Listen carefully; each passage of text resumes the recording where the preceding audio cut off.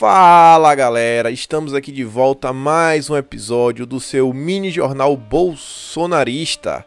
E sem muita delonga, vamos começar aqui que teve várias notícias ao longo do dia, muita notícia boa, notícia pra dar risada. Então, quero mostrar isso aqui pra vocês, amantes de futebol.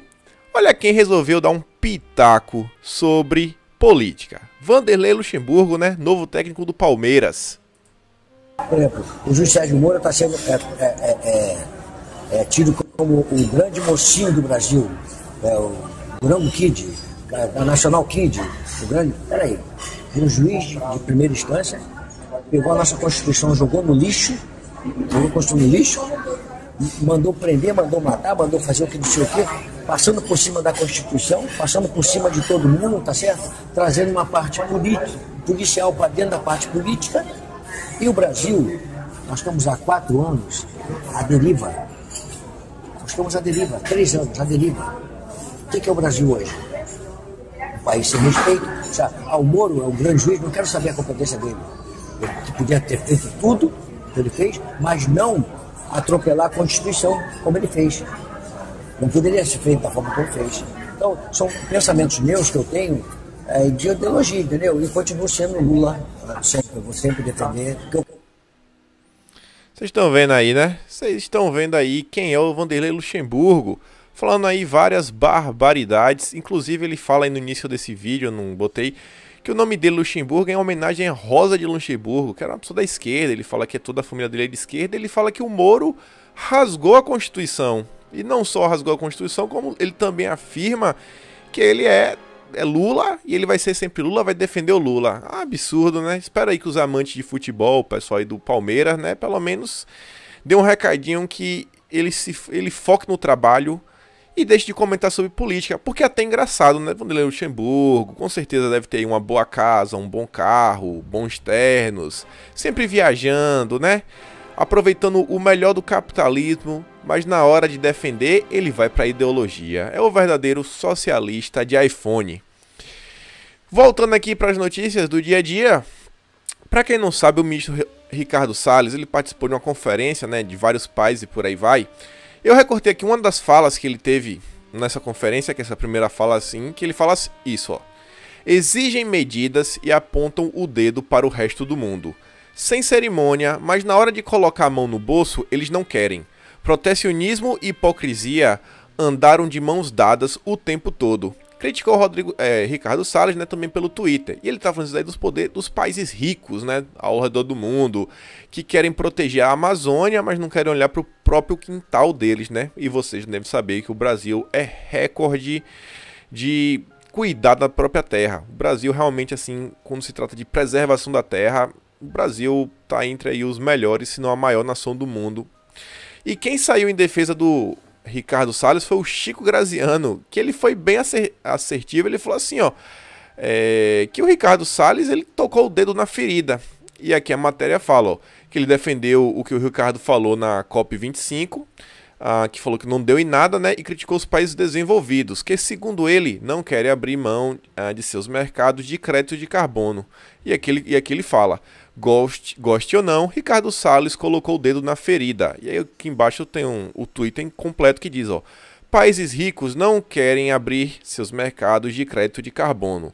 Exigem medidas e apontam o dedo para o resto do mundo sem cerimônia.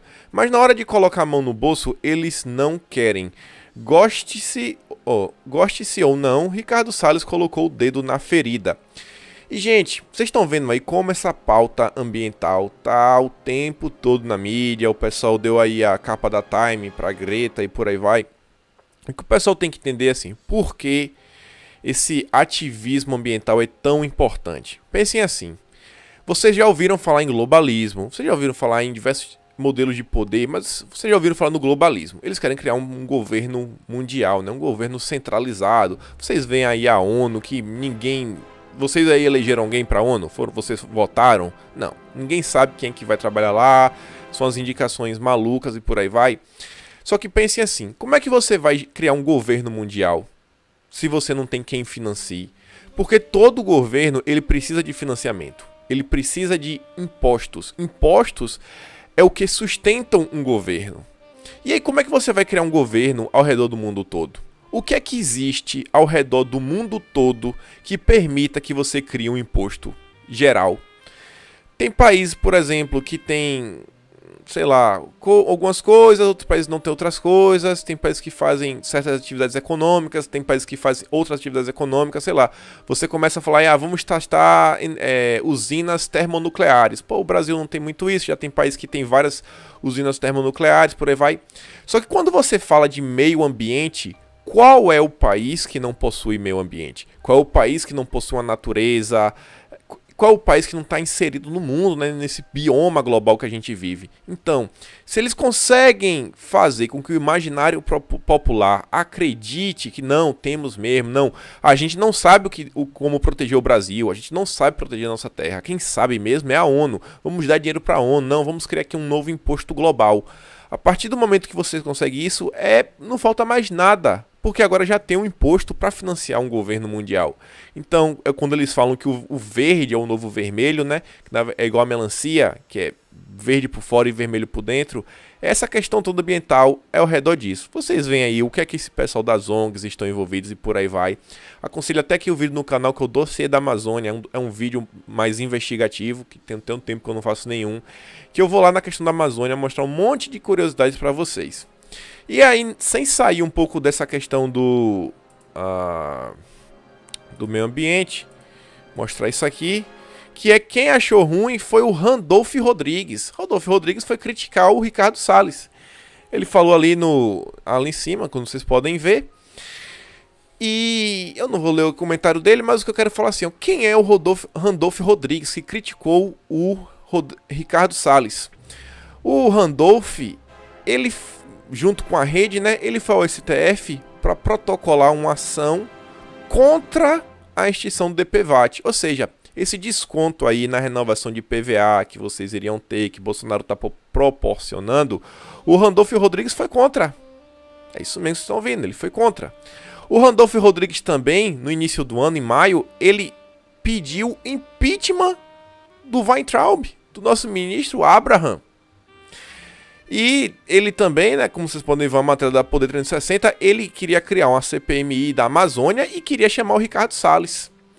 E mais do que tudo isso, o Randolph Rodrigues, ele poderia ser um dos relatores da Lava Jato.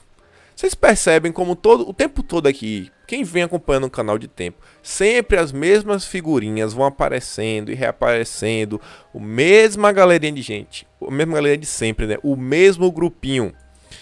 E isso aqui também é engraçado, né? Quem estava recentemente no canal do Vila foi o Randolph Rodrigues. E olha qual o título do vídeo do Vila.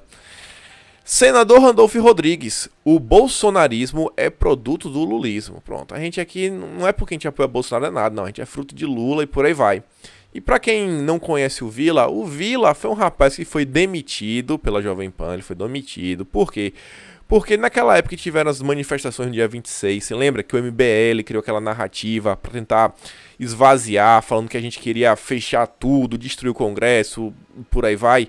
Naquela época, como a menina aqui do Pela Paz compartilhou, que ela fala assim, eis aqui o vídeo em que Marco Antônio Villa chama os manifestantes do dia 26 de neonazistas e que o presidente quer implementar uma ditadura no Brasil.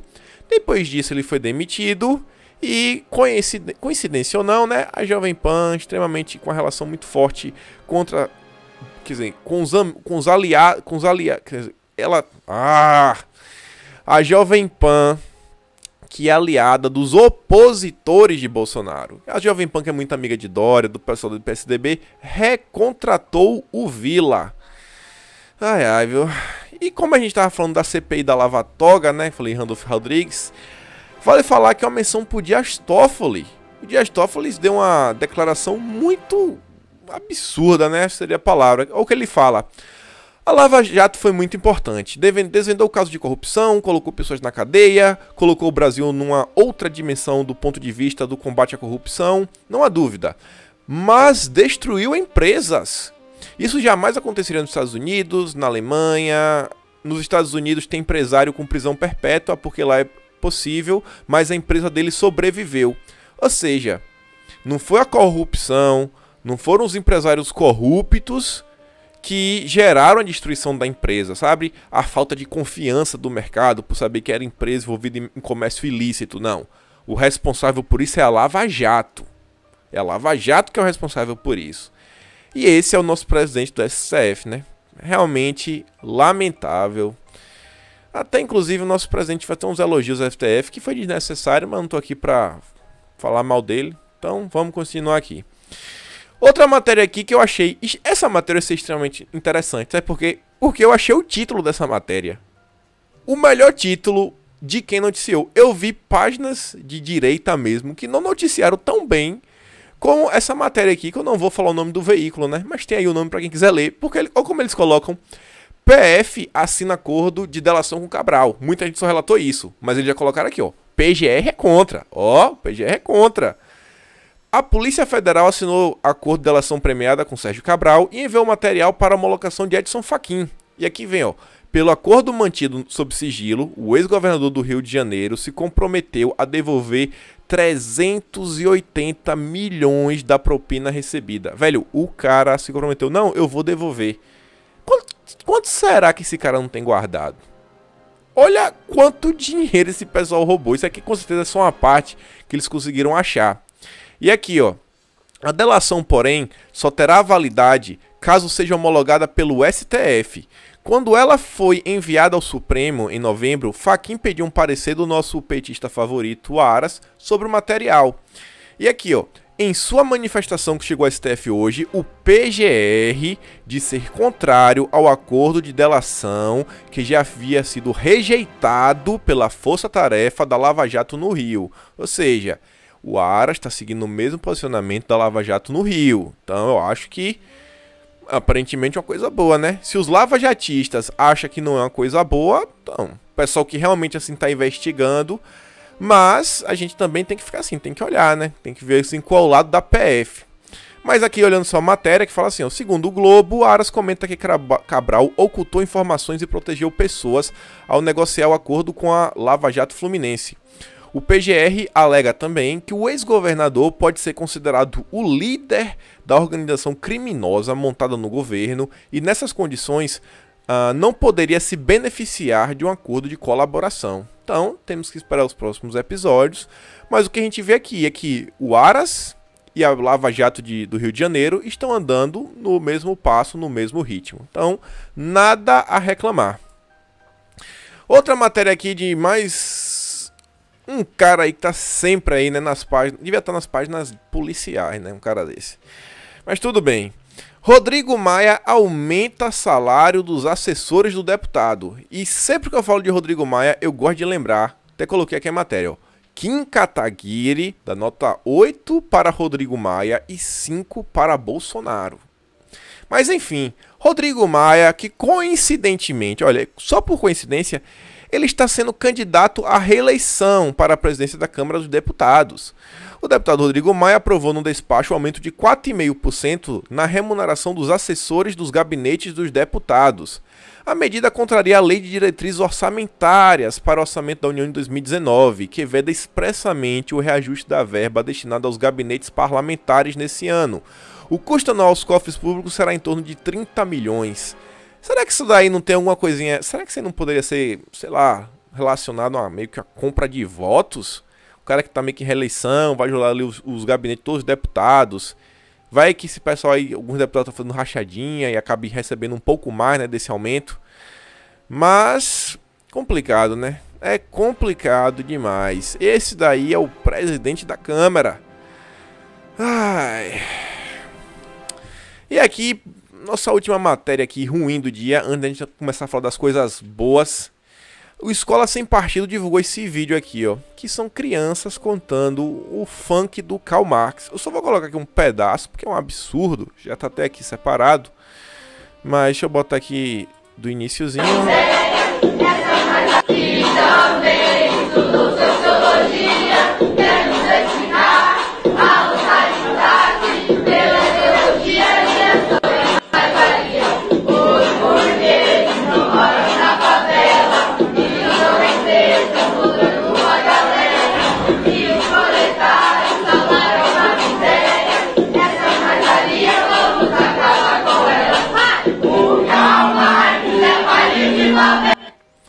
é suficiente, né? Vocês conseguem ver aí a lavagem cerebral nas escolas. É um absurdo o que estão fazendo. Fomentando aí essa questão da luta de classes, né? O burguês não presta, o operário que é bom, sendo que o burguês e o operário ambos prestam, não existe isso. O burguês é quem tá lá, que montou a empresa, que tomou o rico, que emprega milhares de famílias e por aí vai. Velho, não tem essa lavatia de herói e vilão, ninguém ganha com nada. Mas enfim, já que a gente falou de educação, vamos olhar aqui alguns fatos sobre educação, né? Essa pauta aí a gente falou nos últimos 3 dias, mas aqui, ó, o Arthur, né, o irmão do Abraham, ele divulgou aqui umas coisinhas aqui que é interessante, ó. MEC não acabou com a TV Escola. Ela é entidade privada e MEC não tinha ingerência sobre a programação. Aliás, só há pouco começou a pôr o Brasil Paralelo na programação, que tem ínfima audiência. MEC não concordou em renovar o contrato de 393 milhões por 5 anos. E aqui é um ponto. Será que não é tão engraçado? Bem quando a TV Escola, que nunca fez nada que prestasse, bem nesse período que os jornalistas vêm atacando e tudo, resolveram colocar o Brasil Paralelo na TV. Será que não é uma coincidência? Para falar assim, não, gente, renova aqui o contrato da gente, um contratozinho de 393 milhões.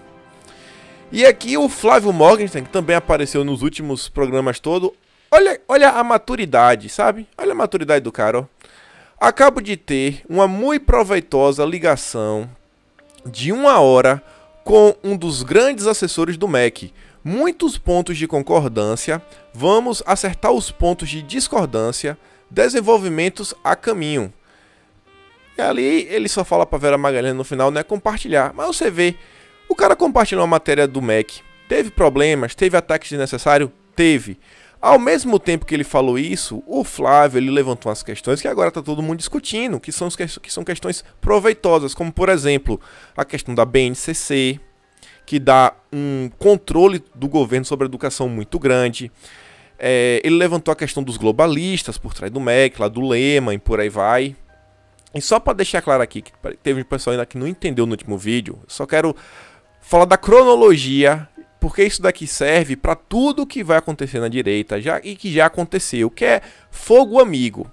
Que o Flávio lançou a matéria dele, aí eu escrevi até errado, mas enfim, teve a resposta da menina que Vera se aproveitou, falando, ele respondeu a menina, a Vera Magalhães tirou um print, a Vera Magalhães publicou esse print. Depois que isso aconteceu, na ordem cronológica, Olavo de Carvalho faz um vídeo falando não ataque seus inimigos. Depois disso, em ordem cronológica, o Paulo Enéas, ele caiu na narrativa da Vera, atacou o Flávio Bolsonaro. E depois disso, o Flávio, em vez de procurar confusão, ele procurou soluções. E eu acho que é isso que a gente deve fazer. Quando alguém da direita, sabe, fez alguma besteira assim, eu falo pro pessoal assim grande, se tiver alguém aqui me ouvindo, velho, vai lá no privado do cara, conversa do cara, fala, pô, velho, eu acho que isso aí não tá tão bom. Faz assim, sei lá, apaga esse Twitter, vamos aqui conversar, vamos achar uma solução. Tem que parar de um atacar o outro. Lembra do que o Olavo falou. Quando a gente ataca, que seja um ator da Globo ou um jornalista da Folha, todo mundo sai em defesa desse cara. Todo mundo da esquerda, né, do establishment. Mas quando alguém da direita dá um deslize, independente do tamanho, um deslize, isso ele não podia ter atacado o MEC, por aí vai. Velho, ele deu um deslize, beleza. Vai todo mundo atacar o cara agora? Não, velho, não faz isso. Não dá mais munição para a esquerda. Mas enfim, vamos agora entrar numa leva aqui de boas notícias. Sérgio Moro, nosso novo ministro Red Pilado. Percebeu como o Sérgio Moro agora tá diferente. Sérgio Moro que no começo de governo ainda era assim meio devagar. Eu até tinha um certo preconceito com ele com relação à visão política de Sérgio Moro. Eu achava ele um técnico muito bom, mas eu achava ele às vezes assim meio fraco pro entendimento da guerra cultural, da guerra política. Inclusive ele tinha nomeado a Ilona Sabó, vocês lembram disso? Mas ele mostrou uma maturidade muito grande, porque como a gente foi nas redes, a gente reclamou, ele recuou e retirou a nomeação. Ele retirou, ele não tem problema em mudar de opinião. Mostrou que é um cara que ouve o povo. E aí a Folha de São Paulo fez uma matéria ridícula sobre as ONGs que fala assim, ó, segurança mais recua do que avança em um ano de Bolsonaro. Estudo do Instituto Sou da Paz cita 15 ações de efeito negativo e 6 positivas. Tá querendo falar que a segurança no Brasil não melhorou. Inclusive a Sul da Paz até defendeu a Ilona Sabor na época. Mas aqui o Sérgio Moro foi cirúrgico, ó, cirúrgico. Os crimes caíram em todo o país em intensidade sem precedentes históricos. E é realmente sem precedente histórico mesmo. Os assassinatos reduziram em 22%, né? Roubos a bancos, 40% a menos. Segundo a Folha de São Paulo e a ONG, a segurança pública piorou. E aqui, ó, aqui é que ele fala o ponto, ó. Todo mundo tem direito à sua opinião, mas não aos seus próprios fatos. Fatos são coisas teimosas. O que ele tá falando é exemplo. Velho, tu quer ter tua opinião? Tu tem. Mas o fato é, o assassinato caiu 22% e o roubo caiu 40% e teve vários outros índices que caíram absurdamente. Tu quer ter tua opinião que o meu método não presta e por aí vai? Beleza. Agora não dá pra negar o fato. É estatística. Os números caíram. Pessoas estão sobrevivendo. O povo não tá morrendo mais. Para! Mas não, a Folha de São Paulo tem que mentir. Tem que mentir. Tem que ser o pior jornal impresso do país. Eles não se aceitam se eles não forem o pior. Ai, ai, viu? Mas temos aí nosso Sérgio Moro. Sérgio Moro tá demais, viu? Sérgio Moro tá demais. Aí vem nosso Carluxo, distribui bala em todo mundo. A foto dele é opressora e coloca, ó. A tal nova esquerda nada mais é do que a composição das mesmas que nunca acreditaram em nada a não ser na oportunidade de encher seus bolsos e egos. Se utilizam das eternas manobras em cima da massa. O problema é mais do que lado e sim caráter. Cada dia mais claro. E aqui ele continua falando. Tomemos cuidado, pois muitos ainda se mostrarão. Críticas são bem-vindas, bom senso sempre. Cirúrgico. Pô, chora em mídia. Carluxo é o nosso líder da milícia digital, né? O líder do gabinete do ódio. Outra notícia muito boa, Pepinha. Pepinha só não perdeu pra Lula, né? Lula foi o ministro mais rápido da história, né? Deve ter passado o que? 5 minutos? Mas Pepinha aí durou algumas horas. Felipe Barros e vários outros deputados divulgaram que falam, ó, é oficial. Dudu Bolsonaro retorna à liderança do PSL. Pelo menos a Pepinha pode se orgulhar de ter conseguido ficar mais tempo na liderança do partido que Lula no ministério. Mas é isso, tchau querida. Ô Pepinha, não adianta, né? Tá lá dançando com o Dória. Vai lá, vai. Outra matéria aqui muito boa, a Gazeta do Povo teve que noticiar. Brasileiros consideram o primeiro ano de Bolsonaro, do governo, melhor que de Lula, Dilma e Fernando Henrique. É o melhor governo da história, é o melhor primeiro ano, sem sombra de dúvidas. Pegou o país numa crise, tá tendo recorde atrás de recorde, batendo recorde na bolsa e por aí vai. Aí tem a matéria que fala que 43% dos brasileiros consideram o primeiro ano de mandato do Bolsonaro melhor do que o ex-presidente Lula. Em comparação da Dilma é 48%, por aí vai. Mas enfim, quem discorda disso? Quem tá aqui nesse canal e discorda disso? Meu Deus do céu. Dependesse de mim, esse número é 100%. E aqui também, né, mais notícia boa, a Bolsa de São Paulo superou 113 mil pontos hoje. O Ibovespa chegou a 113.197 pontos. Novo recorde histórico, segundo a Valor, né? E o dólar, por sua vez, registrou a maior queda desde outubro e fechou a 4,6. Lembrando que o dólar não foi só uma questão do Brasil e por aí vai. O dólar tava crescendo no mundo todo, tava tendo a guerra com a China e por aí vai. Mas nosso governo tá sabendo lidar. Recorde histórico, gente. Recorde histórico atrás de recorde histórico. Será que vai bater 120 mil pontos até o final do ano? Eu espero que sim. E aqui, pra gente terminar aqui, o último slide. Esse aqui eu achei muito interessante. Tive que colocar. Olhem pra isso aqui, ó. O governo Jair Bolsonaro é verdadeiramente uma pátria educadora. Em 12 meses, o povo já sabe tudo de PEC, STF, Bolsa, COAF, OAB, PGR, hacker, fake news, pirralha, incêndio e vazamento de óleo. O que o povo não aprendeu em 16 anos do PT, tem gente fazendo EAD em 12 meses. Parabéns, mito. Gente, falem sério, eu acho que eu mesmo não sei a escalação da seleção brasileira, né? Dos 11 que vão entrar em campo. Mas todo mundo aí sabe os 11 do STF. governo Bolsonaro tá jogando aí toda a merda no ventilador, não tá escondendo nada. A gente tem a rede social agora para ajudar. Mas é isso, ficamos por aqui com mais um episódio. Espero ver vocês amanhã de novo. Lembra de curtir e compartilhar. E é isso aí, galera. Valeu.